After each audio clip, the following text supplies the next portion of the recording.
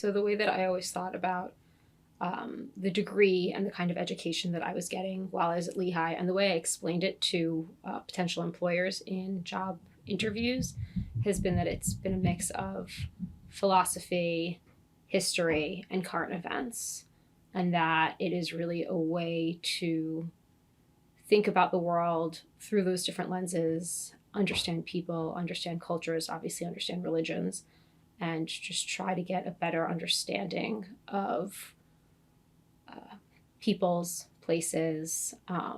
to foster connection when I'm going out in the world, whether it be professionally or just my day-to-day life, or if I'm traveling for pleasure, to be able to build those connections by having a better sense of the place that I'm in and the people that I'm speaking to. That's one. I wanted to study something that I knew that I would love. I came to Lehigh feeling supported enough by my family to study something that I loved and that I could throw myself into entirely, and that I could that would force me to think in ways that I might not have been exposed to otherwise, and in a field where I felt like I was interested enough that I would want to succeed, and that I would want to engage with, and that I would want to get to know my professors really well. And religion studies really afforded me that opportunity to get to know my professors in a really special way, to build relationships and to get to know them as people, and to get to learn about what they liked to pursue academically, rather than just kind of trying to memorize whatever it was that they were saying to me in front of, the classroom. I just remember having discussions about the most profound topics that humans wrestle with, about God and religion and death and food and family. And I remember being able to explore those topics in ways that felt really therapeutic and really healing. And I don't know that any of my other friends had that experience at Lehigh. And that felt really special.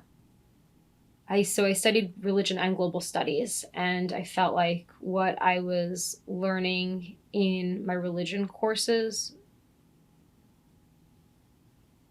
could be taken and then dropped over into the global studies bucket, if you will, and those same thoughts and ideas could then be extended to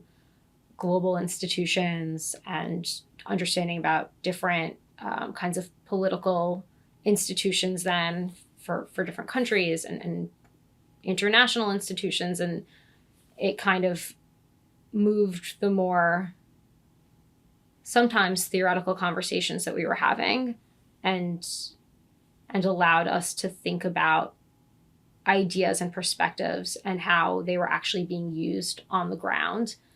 in different countries and in different international forums, and to see how it was playing out kind of in real time on the global scale. And that was really interesting. Yes, so I am an assistant district attorney. I was hired by the New York County District Attorney's Office, otherwise known as the Manhattan DA's office.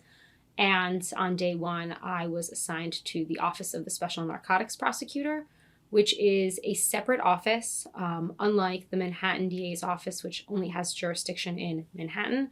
The Office of the Special Narcotics Prosecutor has jurisdiction over all 5 boroughs, and we only prosecute felony-level narcotic crimes. So it's a much more narrow focus in that sense. And in that office, I act as both a prosecutor and I work in the Alternatives to Incarceration unit. And I'm able to use the skill set that I honed while being here at Lehigh, specifically through the classes that I took in the religious studies major, in both those roles that I hold, both as a prosecutor and both from the Alternatives to Incarceration side. I have to be very cognizant of the social framework in which I'm working, I recognize that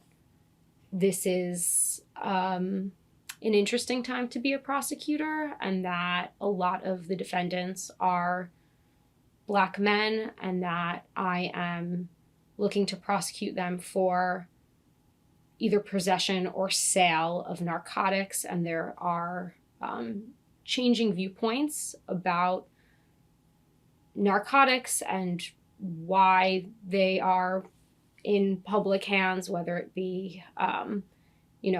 from illicit routes or legal routes through doctors. And it's an ongoing conversation and an ongoing changing perspective about narcotics in this country, and having a sense of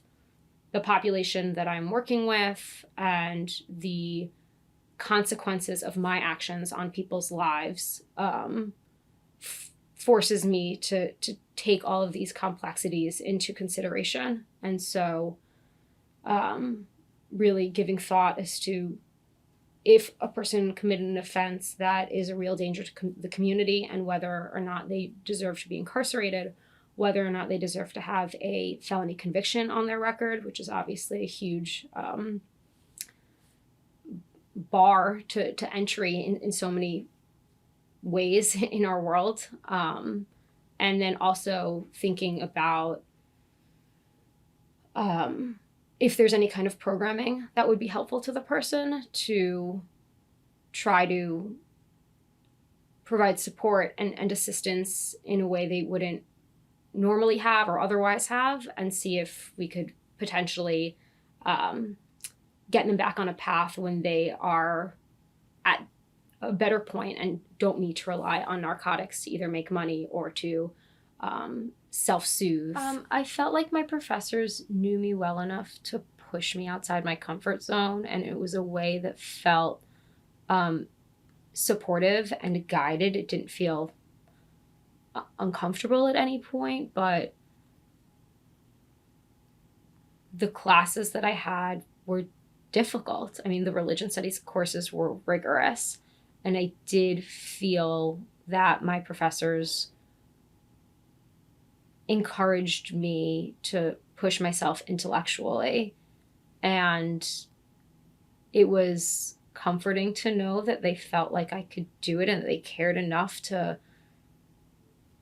poke at me at some times and to push back and to, ask me to further explain myself or to think through something a little bit more. And it also prepared me for law school.